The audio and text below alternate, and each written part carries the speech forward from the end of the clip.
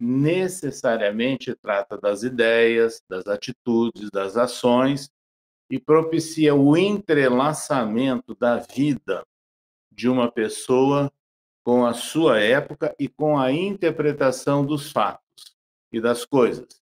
Então, é parte de construção de um trabalho de vida. Sinto-me profundamente feliz por haver participado dessas buscas naqueles dias já longínquos da minha e da sua juventude. Esse livro, por certo, será um documentário. Principalmente, eu diria que a cereja em cima do bolo da obra é os bastidores do espiritismo. E ele narra acontecimentos que se deram nos porões do espiritismo e que trazem profunda relevância e até para a nossa compreensão do espiritismo, ou pelo menos daquilo que deveria ser o espiritismo. Dando-nos uma linha a ser seguida quando queremos conhecer o movimento espírita verdadeiramente. É um trabalho muito especial e o que eu recomendo a leitura. E nesse livro, César nos traz a sua larga experiência. Isso é muito bom para todos nós que somos aprendizes. Perry também é um aprendiz. É um aprendiz que executa uma tarefa, que executou uma tarefa e que executa até hoje com as suas palestras, com as suas viagens espíritas, enfim.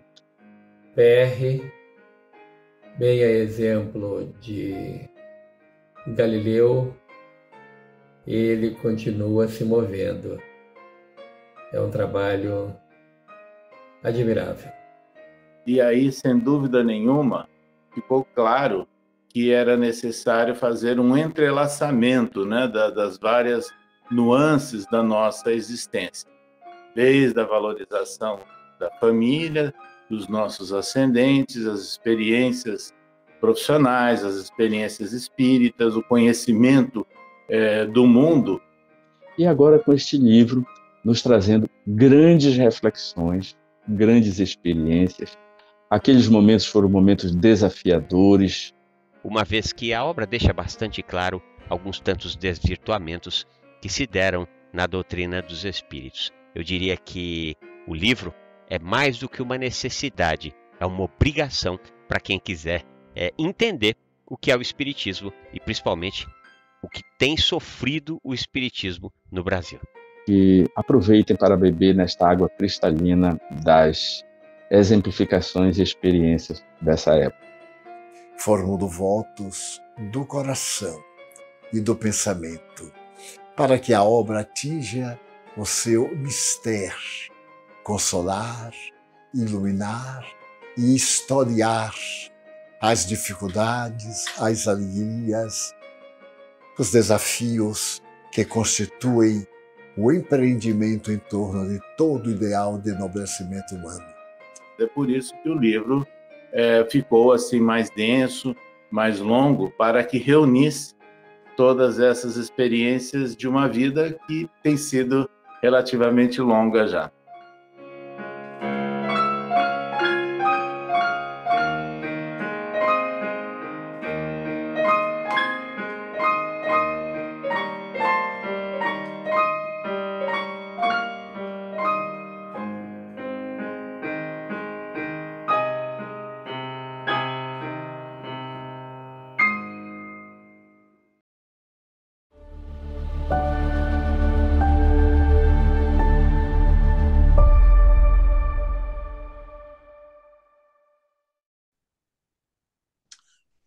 Bem, meus queridos amigos e irmãos, muito boa noite.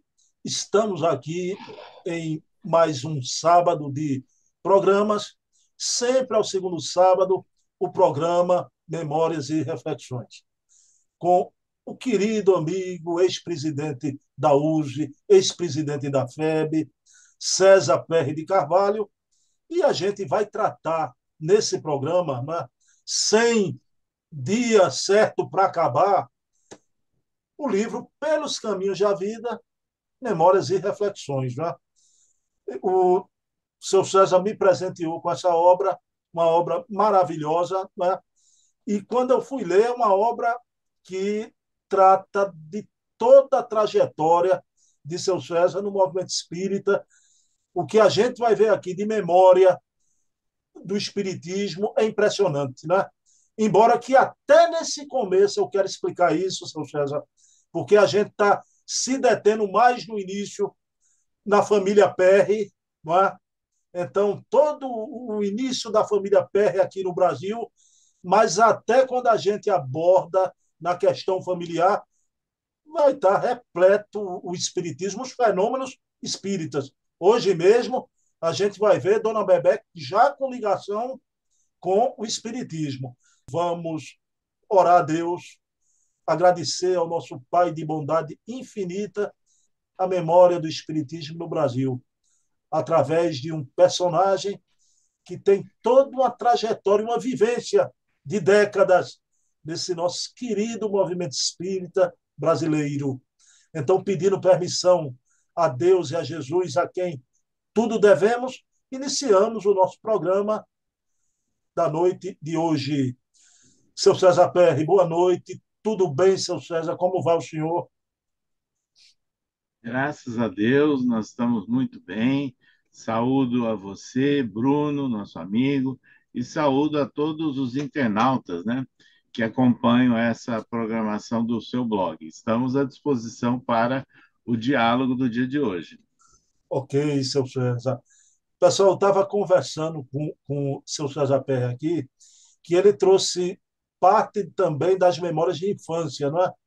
E ele falou lá no Guaraná de Araçatuba, no refrigerante, e no programa seguinte, com seu conterrâneo aí, Adair Ribeiro, seu César, né? Ele trouxe aqui também o refrigerante que a fábrica era do avô dele, né? O senhor sabe da história, né? Só que, seu César Perry, eu disse, seu César, a gente vai pedir um merchandising aí desse refrigerante de Araçatuba. Seu César Perry já tirou meu cavalinho da chuva, disse, olha, não dá não, porque está todo mundo desencarnado, a fábrica fechou. Aí eu disse, tem que ser em bônus hora, né? Eu pedi esse merchandising em bônus hora. Mas, seu César, vamos lá, veja bem. Aí a gente vai ver o impacto desse início de programa das duas grandes guerras mundiais, né, na família Perry e na sua vinda para o Brasil, e também da Revolução Constitucionalista. Né? Então, no dia 9 de julho, né, de 1932, é uma data marcante, feriado aí em São Paulo, e eu queria que o senhor contasse os detalhes, porque, apesar da data ser 9 de julho, o estopim foi o 23 de maio, não é, seu César? Com o assassinato de 4 estudantes, né? Então, era Drauzio, Miragaia, Camargo e Martins, né? Isso. Esses 4 jovens, e desse assassinato deu origem até a logradouros públicos, né? A Avenida 23 de Maio, por causa dessa data que é o estopim, o Obelisco do Ibirapuera e também a rua, não é? MDC, não é? Que é as iniciais dos rapazes. Mas tem a história toda de medalhas já da sua família. Então, por favor, conte em detalhes isso tudo que aconteceu, impactando a família Perry. Sim, sem dúvida. São histórias, né? Relatos que nós escutávamos desde criança no seio da nossa família.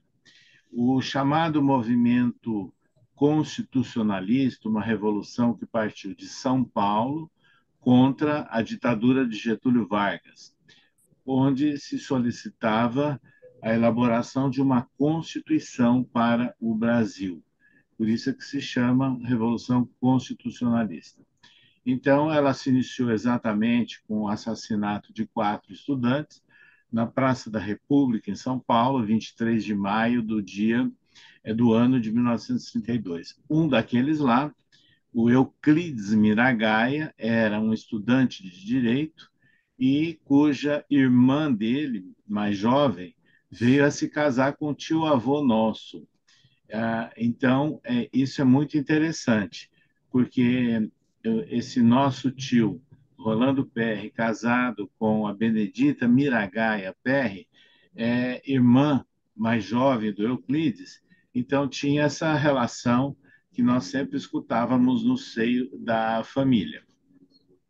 A outra questão, um tio, irmão mais velho de meu pai, Valdomiro Graça de Carvalho, que lutou na Revolução Constitucionalista de 1932 e desencarnou. Em decorrência disso, né, a família recebeu um diploma de honra ao mérito, né, e inclusive uma medalha. E eu vou mostrar aqui para vocês, porque isso está em nosso poder. Quer dizer, é a medalha de honra ao mérito, né, que o governo e uma associação, né, de ex-combatentes outorgou à família em homenagem ao Valdomiro Graça de Carvalho. Então, essas situações nós escutávamos sempre. E como eu morava numa cidade de interior, o dia 9 de julho é feriado no estado de São Paulo até hoje. E lá havia, inclusive, comemoração, desfiles, né? Nós tínhamos um tio-avô, que foi proprietário de uma escola privada, era Araçatuba, Joaquim Dibo, muito conhecido, professor, vereador. Ele era um fã, né, dessas datas históricas comemorativas do Estado e do país.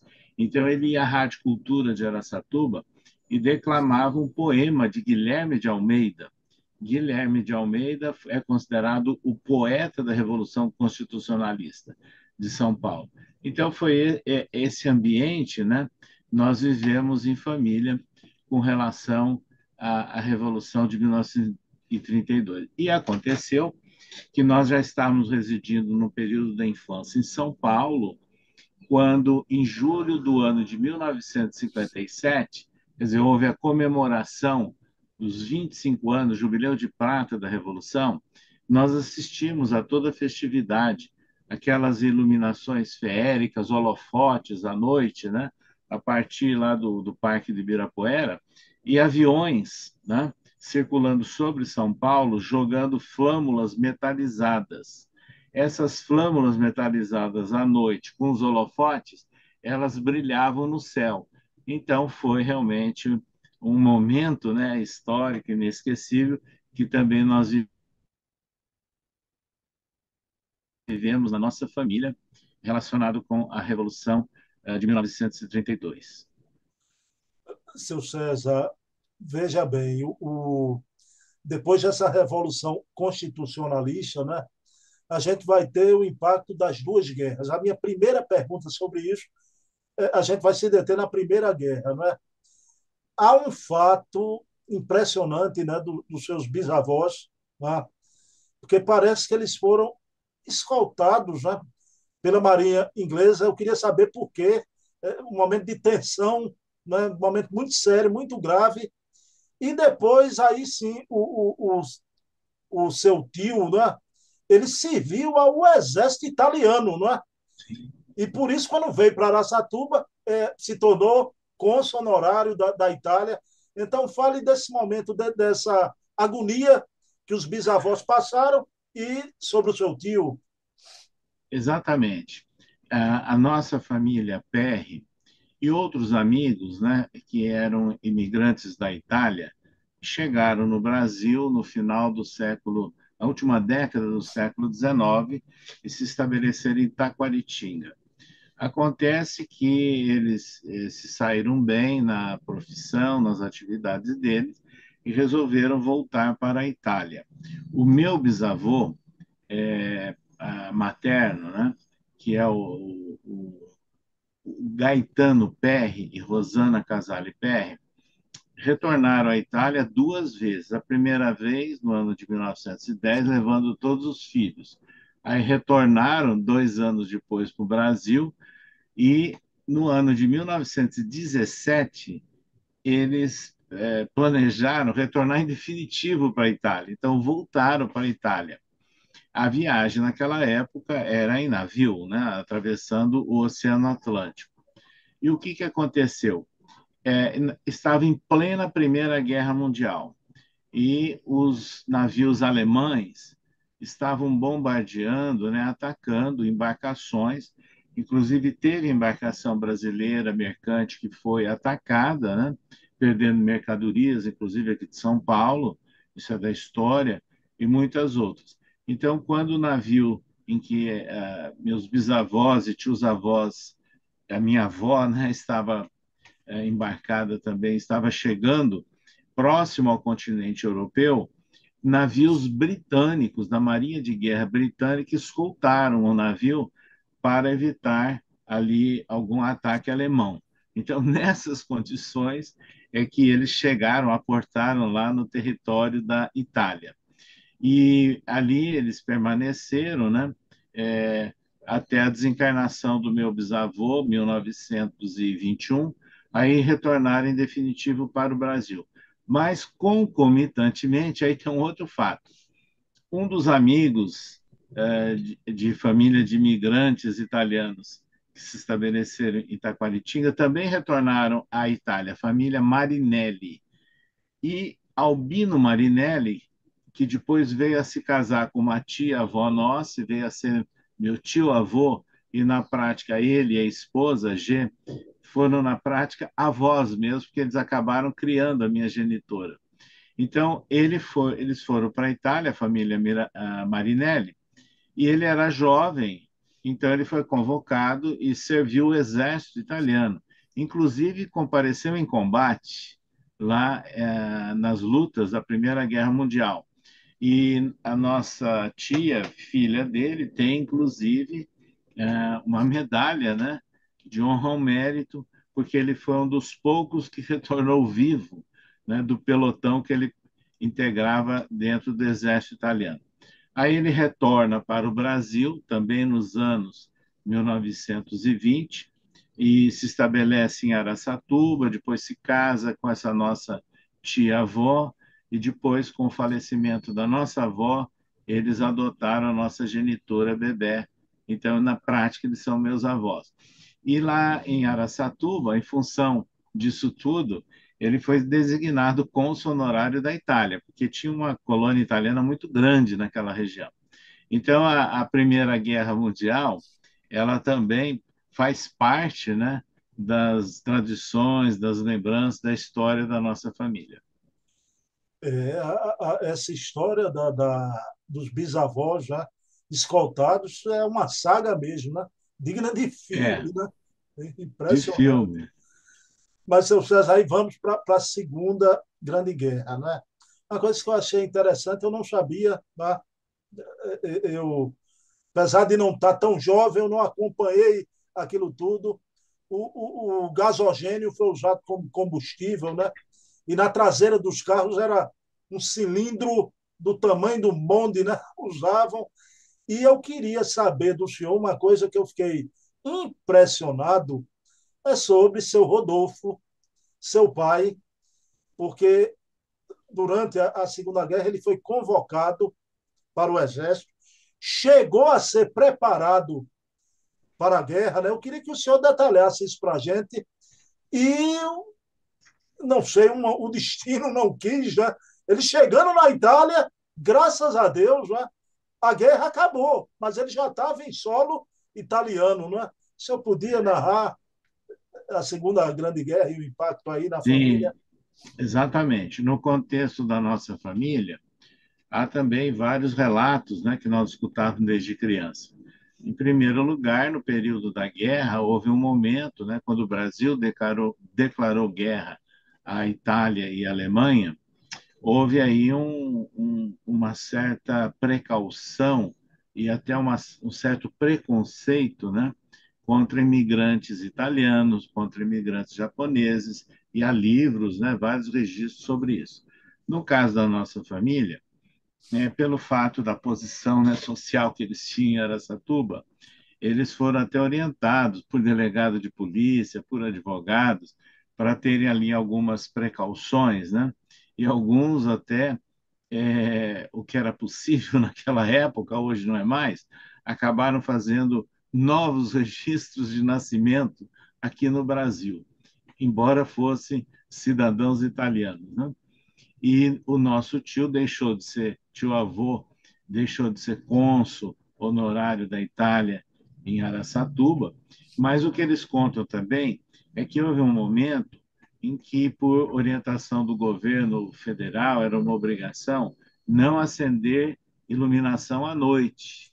Então, havia um blackout à noite em algumas regiões do estado de São Paulo, inclusive lá em Araçatuba. E houve racionamento de combustível. A solução foi o gasogênio, em que eles usavam tambores imensos, né, semelhante a esses cilindros de gás hoje que colocam na traseira de veículos, né? E era o gasogênio que alimentava os veículos. E aí é um fato interessante. O nosso tio-avô mais velho, José Perry, ele se formou médico em Nápoles, na Itália, veio para o Brasil, fez o exame, né, para revalidar o diploma no Brasil e exerceu a medicina em Birigui, em Araçatuba, em Bitinga e depois em Catanduva, cidades do interior do estado de São Paulo. Quando ele residia em Birigui, que é uma cidade próxima, muito vizinha de Araçatuba, ele atendeu muitos pacientes. E aí, muito próximos à família. E há cerca de 6, 7 anos atrás, nós estávamos fazendo uma palestra na cidade de Andradina, interior de São Paulo, quando encontramos um dirigente que já tinha mais de 80 anos, né, e que nós já conhecíamos, Norberto Vicente. Aí ele nos fez o seguinte relato. Ele falou: olha, na minha infância, eu morava ali perto de Araçatuba, eu fui intoxicado com o gasogênio, que era o combustível dos veículos da época, e quem salvou minha vida foi o seu tio, o doutor José Perry. Então, veja, é um fato também interessante, né, relacionado com o período da guerra. No caso de nosso pai, Rodolfo Graça de Carvalho, ele era solteiro ainda, residia em Olímpia, né, junto com seus pais, interior de São Paulo, e foi a época em que eles estava servindo, né, o exército como uma obrigação e foi convocado, né, para se preparar para a Segunda Guerra Mundial.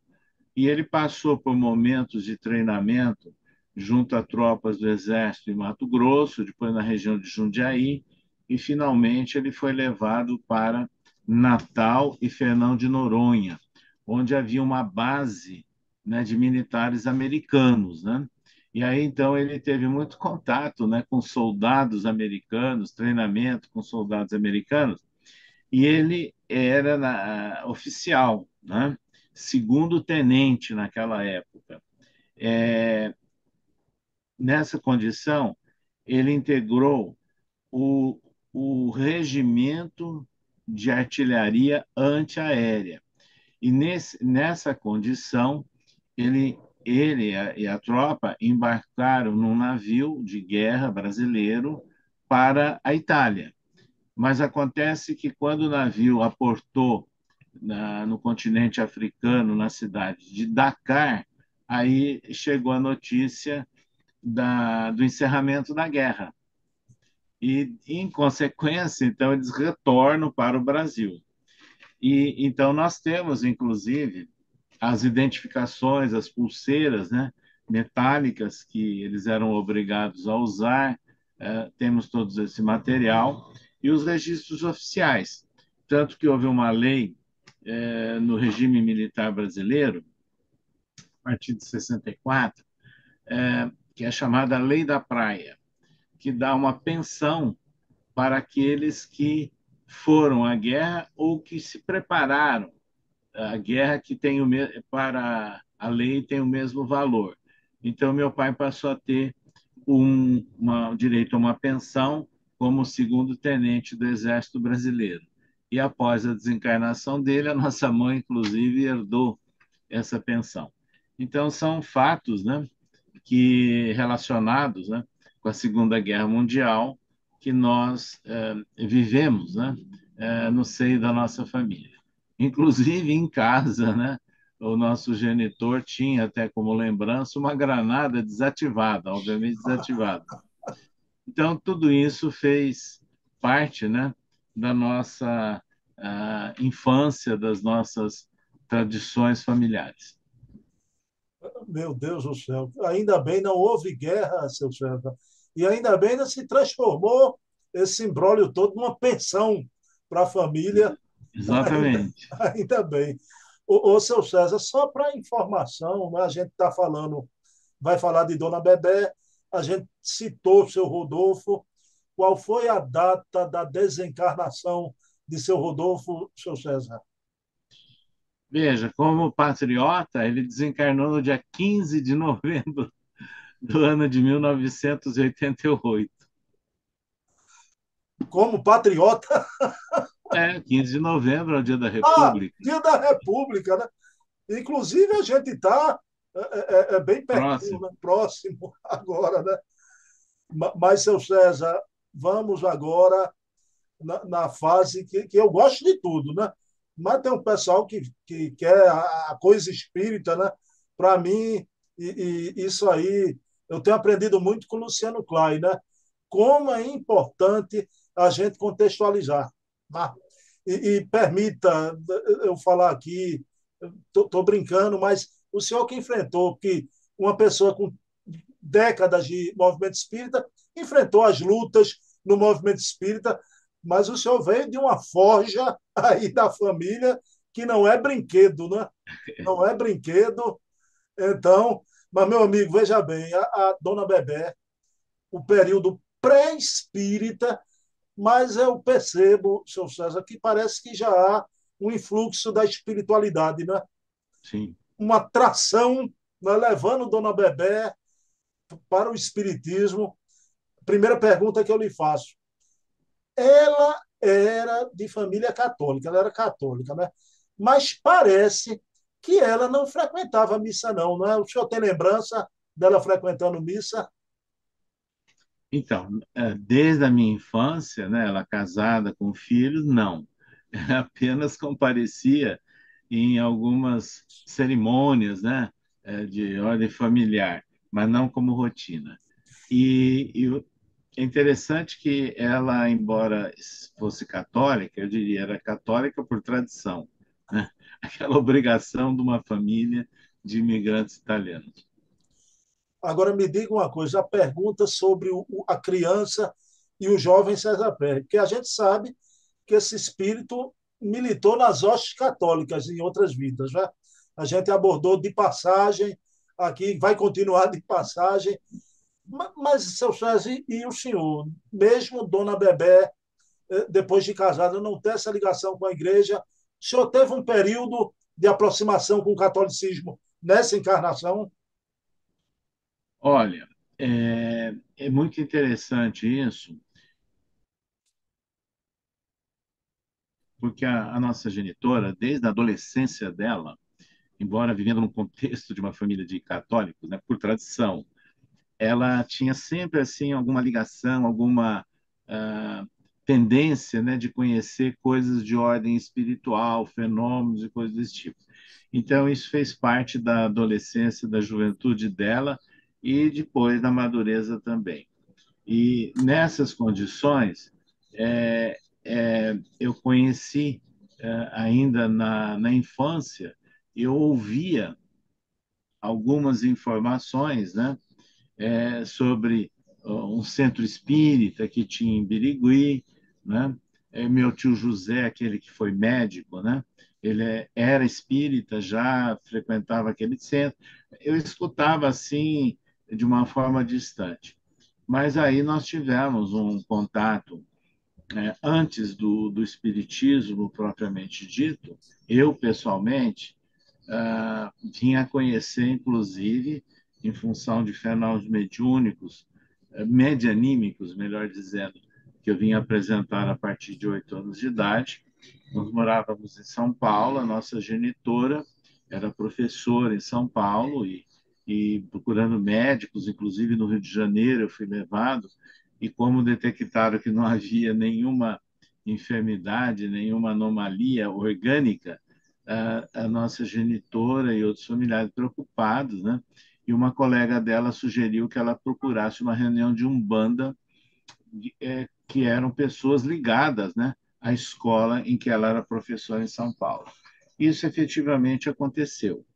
Então, no ano de 1956, finalzinho de 56, começo de 1957, nós fomos levados, né, a esse grupo de Umbanda que funcionava no bairro da Barra Funda, em São Paulo, local que existe até hoje, embora não mais como um templo de Umbanda.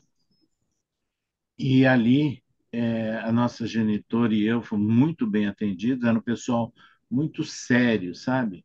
E tão sério que vem uma informação que eu vou apresentar agora a vocês. Eu participei de várias daquelas reuniões ainda criança, 8 anos de idade, mas eu tenho uma memória muito firme, muito presente, né, de fatos lá de tenra idade. E eu me lembro muito bem quando eu fui levado naquelas rodas com aquelas marcações, vários médiuns presentes, paramentados, de índio, inclusive, né?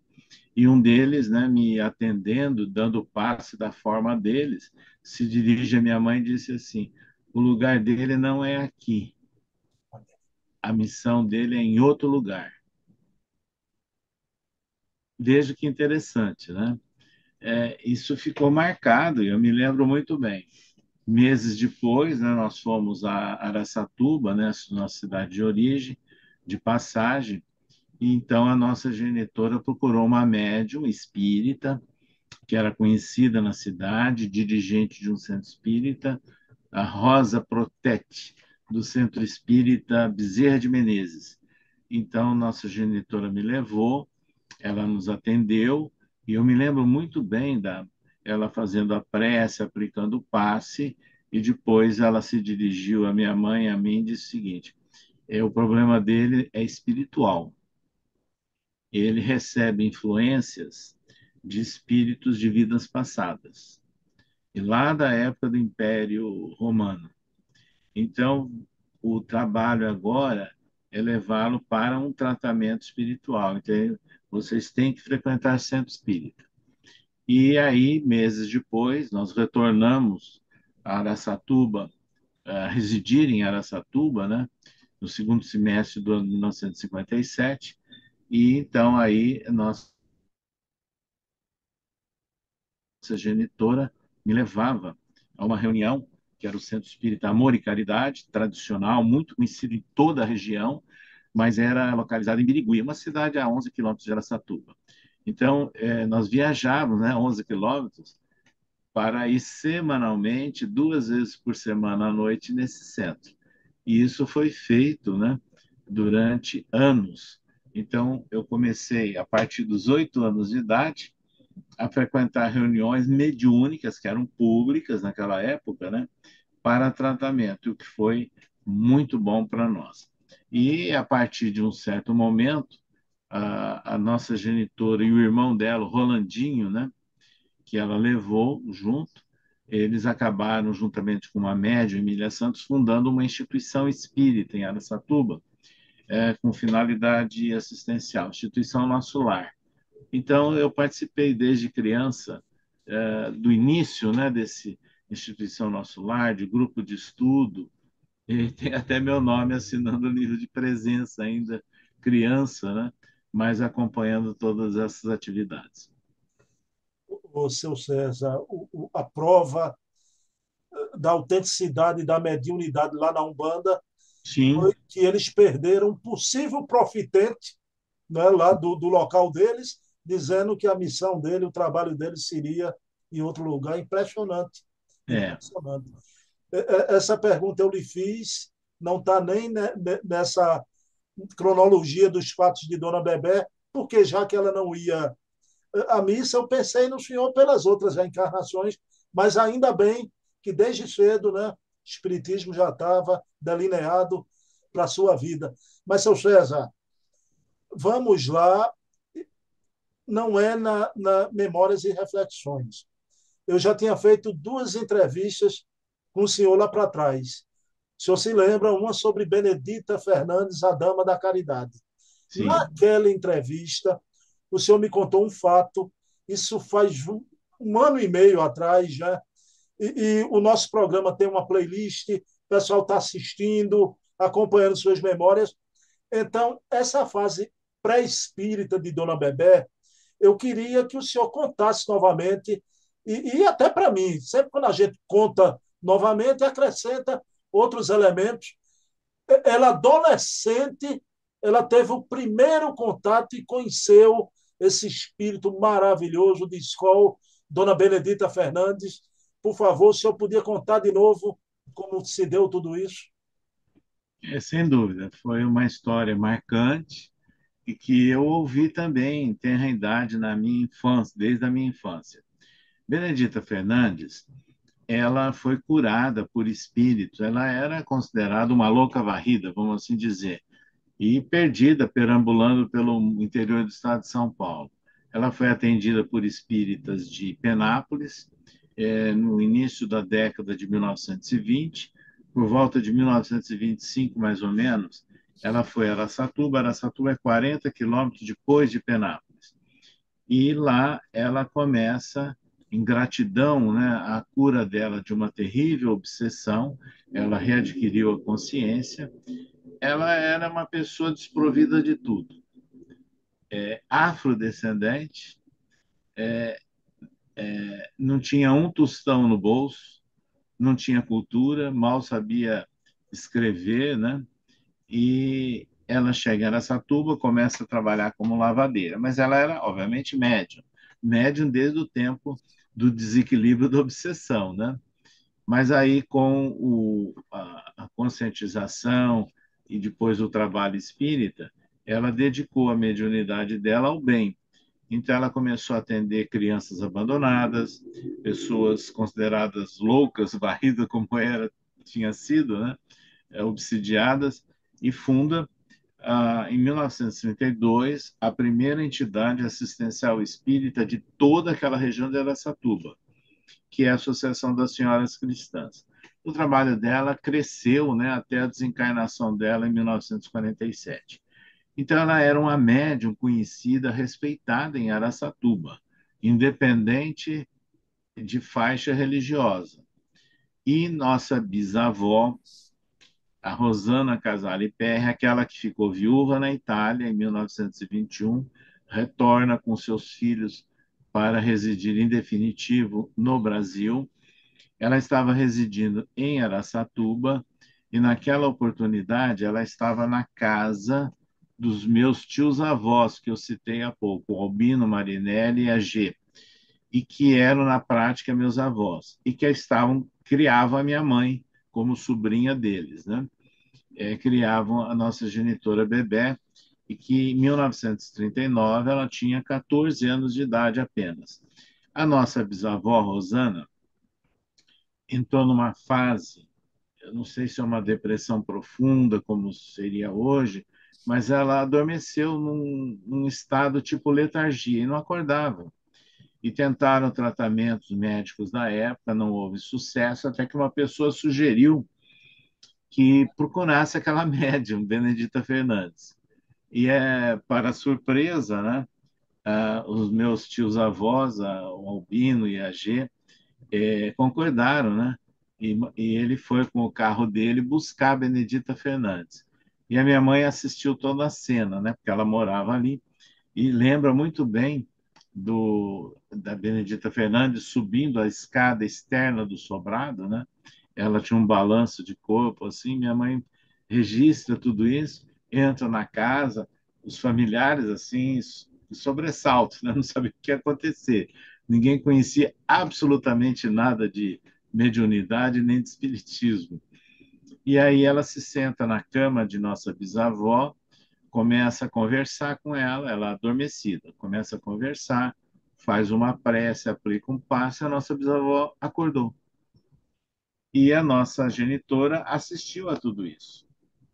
E, em decorrência, esse nosso tio-avô, Albino Marinelli, e a nossa tia-avó G foram visitar a instituição de Benedita Fernandes, lá em Araçatuba, e ele, inclusive, na medida do possível, ele deu ali algum apoio material também para aquela obra. Então, isso daí ficou muito marcado, né, na história de vida da minha genitora Bebé, e ela, obviamente, contava para nós. Impressionante, seu César. Me diga uma coisa, a gente pode categorizar Benedita Fernandes, a sua mediunidade, do mesmo nível desses grandes, Dona Ivone Pereira, Zilda Gama, Chico, Divaldo. A gente pode fazer isso? Olha, até certo ponto, porque a mediunidade dela foi a mediunidade que a despertou, né? Em função do desequilíbrio que ela ficou submetida na obsessão, ela despertou. Então, ela tinha inspiração, aplicava passe, atendia pessoas, tudo. Mas não tinha aquele aspecto intelectual da mediunidade. Psicografia, né? No caso do Chico, no caso da Ivone Pereira, mas então ela se dedicou ao exercício da mediunidade no atendimento de pessoas. Essa foi a ênfase dela. Mas é admirável, né? Que mulher admirável, né? A história dela, uma história de sombra, saiu da sombra para a luz numa mesma encarnação, emocionante. Mas, seu César, vamos lá agora os contatos, né? Outros contatos de Dona Bebé, mais ou menos em 1938, 1940, ela vai conhecer Ivan Santos Albuquerque, né? Eu queria que o senhor falasse sobre essa personalidade, porque era um jovem de uma atuação intensa no Centro Espírita Caibá Schutel, né? Então, fundador de Juventude Espírita, né? Programa radiofônico. Então, mas eu quero aqui até já pedindo permissão ao senhor, um fato, uma curiosidade que eu não posso deixar de abordar aqui. As línguas da época, né, falavam que houve um flerte juvenil de Dona Bebé com Ivan Santos Albuquerque. Eu queria que o senhor falasse isso também. E me diga uma coisa, eu acho que ele tem uma importância, uma certa importância, seu César, porque parece que o senhor elaborou uma biografia dele, não é isso mesmo? O senhor elaborou uma biografia. Por favor, fale sobre Ivan Santos Albuquerque. Bom, esse fato que nós relatamos primeiramente aí da Benedita Fernandes foi incluída num livro cuja primeira edição nós lançamos em 1982, que é A Dama da Caridade. Hoje ele existe já reformulado, ampliado, Benedita Fernandes, A Dama da Caridade, da editora Cocriação de Araçatuba, onde num capítulo nós temos um manuscrito da nossa genitora fazendo o relato daquele caso. Pois bem, aquilo foi em 1939. O que você está colocando agora do Ivan Santos Albuquerque foi entre 1940 e 1942. Veja bem, ele era um funcionário da área da saúde, não médico, nada, um funcionário. Ele teve, inclusive, um treinamento num hospital de São Paulo, na Bela Vista, né? E aí a família se mudou para Araçatuba. E eles residiram lá naquela faixa de tempo, e ele realmente participou da fundação de um centro espírita, Carbachuto, de uma mocidade espírita. Ele fez uma palestra, inclusive, de inauguração de um departamento assistencial do primeiro centro espírita dessa União Espírita Paz e Caridade. Em 1941, houve a inauguração do Abrigo Ismael, uma dependência desse União Espírita Paz e Caridade, e ele que fez a palestra. Então era um jovem, assim, um bom orador, bastante desenvolto, né, muito dinâmico na área espírita. A nossa genitora, a gente tem que considerar o seguinte: nessa época, ela estava completando o antigo curso ginasial, né? E tinha, na verdade, em função da família, uma certa posição social, né, na cidade. A casa onde ela residia com os nossos avós era um sobrado grande numa praça da cidade. Então, os meus tios eram proprietários de uma escola muito bem frequentada na cidade, então tinha todo esse envolvimento, né, social, educacional ali na cidade.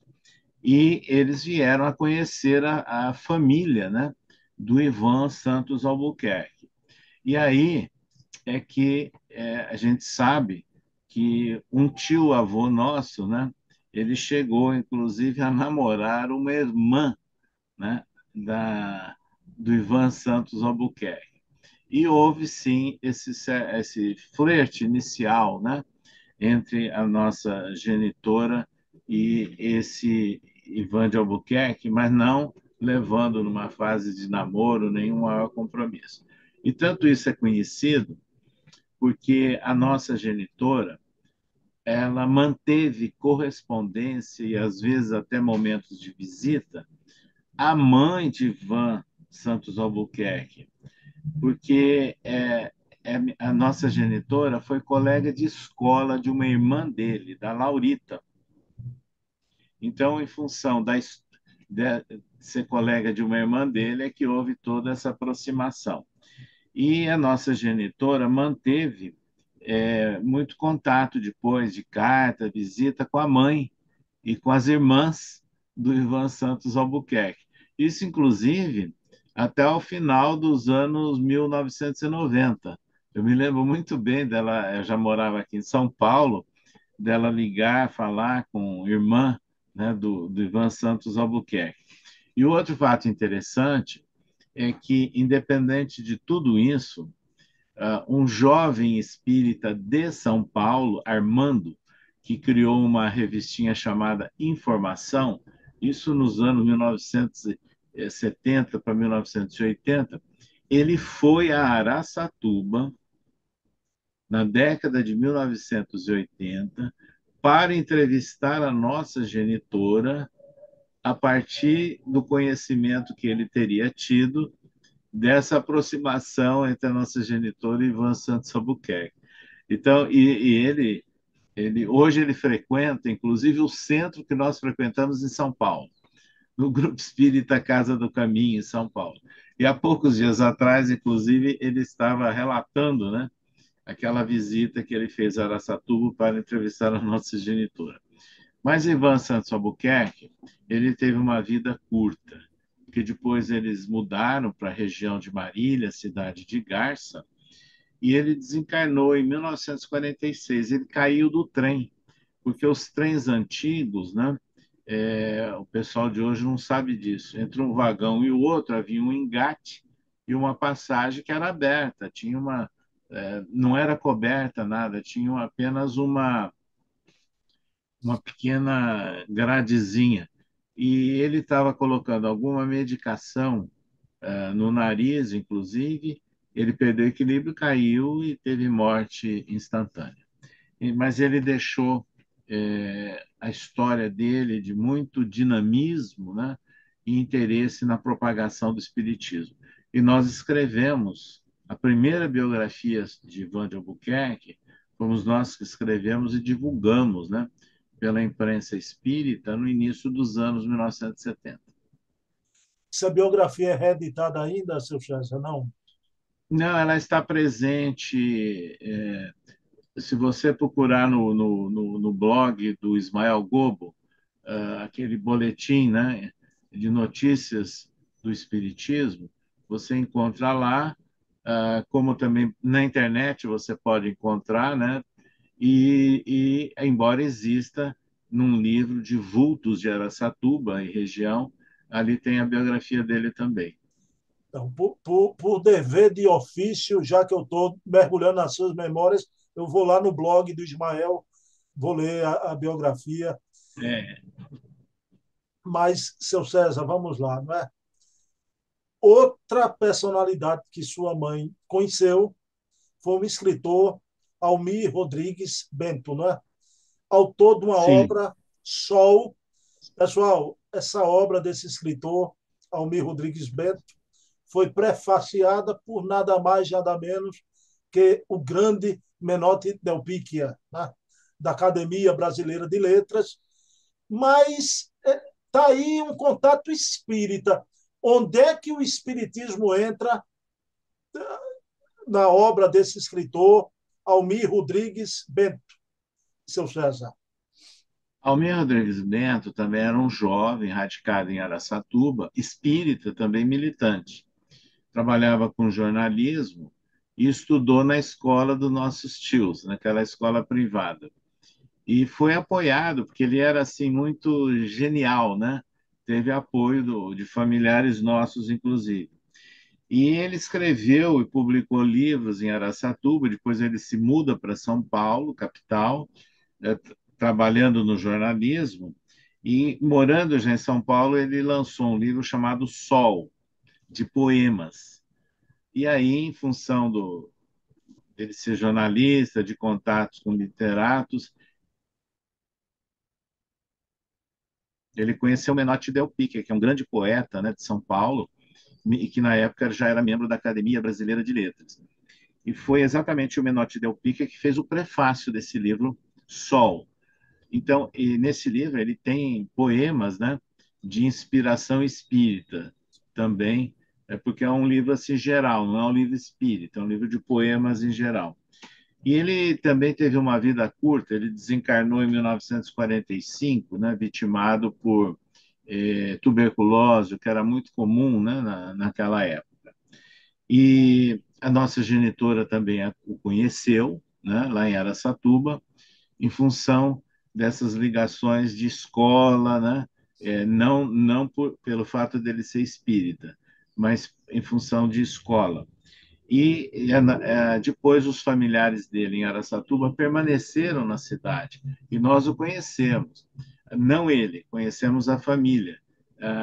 Várias irmãs dele nós chegamos a conhecer lá em Araçatuba, hoje já desencarnadas. E o outro fato é que no ano de 1993, 1994, nós já morávamos em São Paulo, mas foi fundada a Academia Araçatubense de Letras. E eu fui convidado para participar, porque naquela altura eu já era autor de livros espíritas e de livros profissionais, da odontologia, né? Então eu fui convidado, então eu sou membro fundador da Academia Araçatubense de Letras. Hoje eu me afastei já há algum tempo, porque não estava lá na rotina mais, né? E o que aconteceu? Cada membro fundador tinha direito a dar o nome à sua cadeira, como tem a Academia Brasileira de Letras. Então, a cadeira que eu passei a ocupar, que é a número 4, eu dei o nome de Almir Rodrigues Bento. Então, hoje, a Academia Araçatubense de Letras, eu não estou mais lá, né? Eu sou membro assim, honorário, mas tenho a cadeira número 4 tem o nome de Almir Rodrigues Bento. Bom, você, por vias transversas, né? Sempre Dona Bebé conhecendo alguém e que tinha algo a ver com o espiritismo, é impressionante, né? Mas aí já uma amiga mesmo próxima dela, Áurea Pontes Rio, né? Ela, essa amiga tinha um pai, né? E o pai criou um centro espírita, né? Familiar, mas esse centro tinha tudo que tem um centro espírita, né? Assistência espiritual, desobsessão. Pergunta que eu lhe faço, seu César. Dona Bebé morava ali nas cercanias, né? O senhor acha que ela fugiu dessa realidade, apesar de Dona G, que o senhor citou lá atrás, parece que era bem rigorosa com Dona Bebé, seu César, era assim. Sim. Mas o senhor acha que mesmo ela burlou a vigilância de Dona G e conseguiu conhecer essa realidade? É, são fatos típicos, né, da adolescência e de etapas da juventude. A nossa genitora, tanto no antigo curso ginasial, como depois no curso de normalista, né, que era a formação de professora, né, para o magistério, ela tinha como colega Áurea Pires do Rio, que está encarnada até hoje, né? Tem 96 anos de idade, lúcida e mora em São Paulo. Eu tenho contato com elas até hoje. Então, essa senhora, a Áurea Pires do Rio, colega da nossa genitora, o pai dela era espírita, Antônio Pires do Rio. E ele fundou um centro espírita, na época, por volta de 1940, funcionando no fundo da residência deles, que não era longe, diria que a 2 quadras e meia apenas de onde residia a nossa genitora enquanto solteira. E aí elas eram colegas e amigas, né? Nossa genitora acabou conhecendo, lógico, a família deles, teve contato, né? Com médiums, mas assim, sem comentar, sem informar nada para a família, mas teve esses contatos. E é interessante que ali, nesse grupo, né, desenvolveu-se também uma médium, que nós citamos no livro, Maria de Lourdes Camargo Pinto, que ela, ela veio a ser cunhada, né, depois da dona Áurea, essa professora, mas a dona Maria de Lourdes, eu a conheci como médium também em Araçatuba ainda, né? E que depois veio a ter muito contato também com a minha mãe. Então foi um fato interessante, né? Que só não progrediu em função, né, daquele preconceito, aquelas intransigências familiares que eram muito comuns naquela época, né? Mas a minha mãe chegou a ter esse contato com o espiritismo naquela época. Seu César, agora a gente chega no momento derradeiro do nosso programa na noite de hoje, e eu queria trazer um fato aqui que eu compreendi mal na época, não é? Porque na sua obra o Senhor me deu de presente a obra Pelos Caminhos da Vida. Minha mãe ainda não estava doente. Eu comecei a ler devagarzinho. Aí minha mãe adoeceu e eu li, levava seu livro e lia no hospital. Mas o senhor sabe como é, com sono, né, dormindo no sofá. O que é que aconteceu? Eu entendi no primeiro momento a história errada. Eu pensei, porque Dona Bebé, uma médium, sempre via próximo a ela um centurião, não é? E depois eu vou até detalhar aqui. Teve uma palestra sua e que foi citado o centurião. Naquele momento, eu cansado, eu pensei que o centurião era César Perry antes de reencarnar. Tá? Mas agora, dando uma lida com calma na sua obra, que acho uma obra importantíssima, né? Profunda pelo contexto histórico que ela apresenta, realmente, Dona Bebé, a médium viu o centurião. Mas quando o senhor foi a Araçatuba aí com calma, o senhor proferiu uma palestra e outra médium afirmou, não é? Seu, não sabia, não tinha visto o senhor. Seu filho está palestrando aqui, está aqui, porque eu estou vendo um centurião à porta, não é? A gente conhece, o senhor teve a bonomia de estar aqui no programa passado, que teve reencarnação nas hostes católicas, né? Eu quero saber que ligação é essa, que espírito é esse do centurião, tanto com sua mamãe e pressupõe a ligação com o senhor.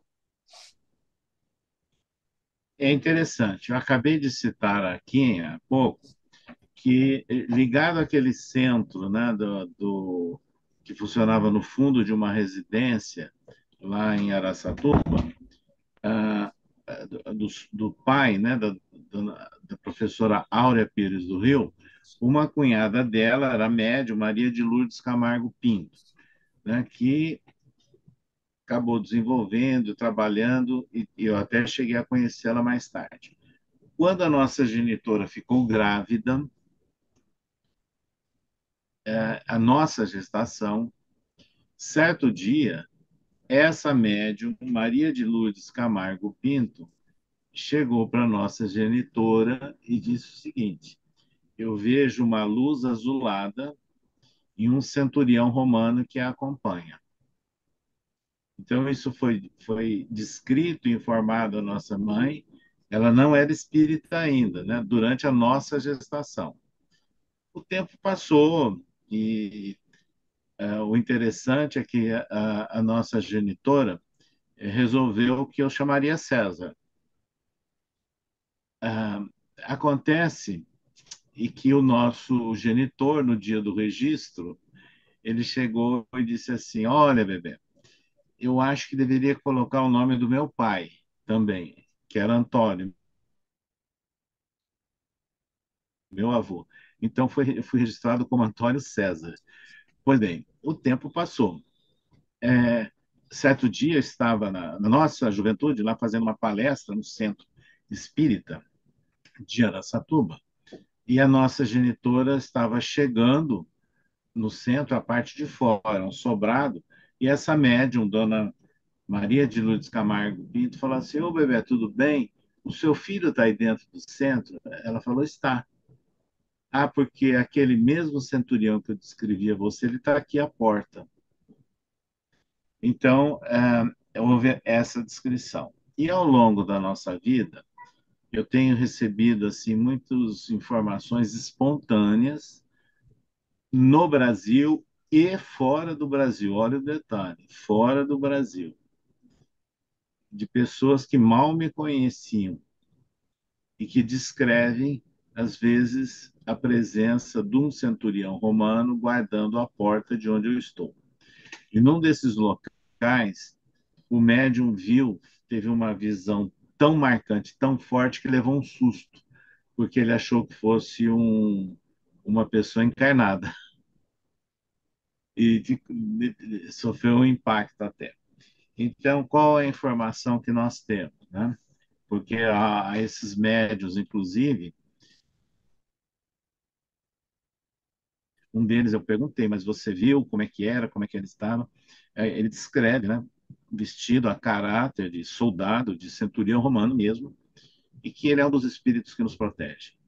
Então é por isso que ele é visto muitas vezes onde nós estamos. E obviamente tem vinculação dos tempos lá do Império Romano. Seu César, então, Império Romano, depois as hostes católicas, já. O senhor gosta muito da Itália? A Itália mexe com o seu coração? Sem dúvida, né? Porque além de independente de todas essas informações de natureza espiritual, né? Nós vivemos no seio da nossa família desde a infância toda uma tradição italiana, né? E é por isso que em viagens de turismo e viagens doutrinárias nós tivemos muitas vezes na Itália, em diversas regiões. O que eu acho interessante é uma coisa, seu César. Dizem que uma família de italianos, o italiano é passional, né? Apaixonado. E eu acho o senhor tão tranquilo, tão calmo, né? Mas isso é conquista do espírito, né? Não tem É, nada a ver. é um esforço, né? O italiano fala com a mão mesmo, é Pois assim, é. é mais agitado, fala com a mão. Seu César, que bom. Estamos encerrando aqui. É um momento muito importante, né? A gente vê a trajetória de Dona Bebé e parece que a providência divina, né, estava traçando um caminho. Dona Bebé, entre aspas, coitada, não podia fugir do espiritismo, viu, seu César, né? Não, Porque estava sendo pressionada por todos os lados, mas é porque também, não apenas por isso, mas também vinha alguém para exercer um trabalho no nosso movimento, na nossa doutrina, que é o querido César Pérez de Carvalho, a quem eu peço, César, está aqui a obra, adquiram. E quando a gente chegar na parte do movimento espírita, seu César, se não fosse uma reunião entre espíritas, eu ia dizer nitroglicerina pura, mas não é não. É as lutas que houve, as polêmicas, é, seu César aborda aqui, né? Comprem, que é um livro precioso, né? E profundo, profundo. Seu César, por favor, se eu podia fazer a prece final. sem dúvida.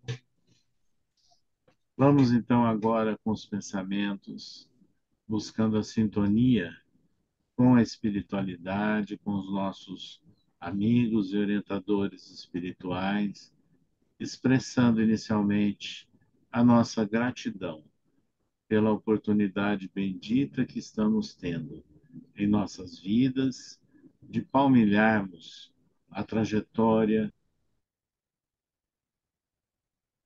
do conhecimento espiritual para nos esforçarmos no sentido de valorização da vida e das nossas oportunidades. Contamos com essas bênçãos para o nosso dia a dia, junto aos nossos contextos familiares, espirituais, profissionais, onde nós estivermos. Que possa haver paz e serenidade em nossas ações e contatos. E que assim seja. Bem, pessoal, então, todo segundo sábado, convido a todos, Memórias e Reflexões. Como esse é o segundo programa, aí já vou criar a playlist. No nosso canal tem a playlist do Memórias e Reflexões. Né? Seu César, meu amigo, um abraço, viu? Mais um presente. Muito obrigado, viu? Até a próxima. Até a Obrigado. próxima. Se Deus quiser e Ele há de querer, viu? Um abraço.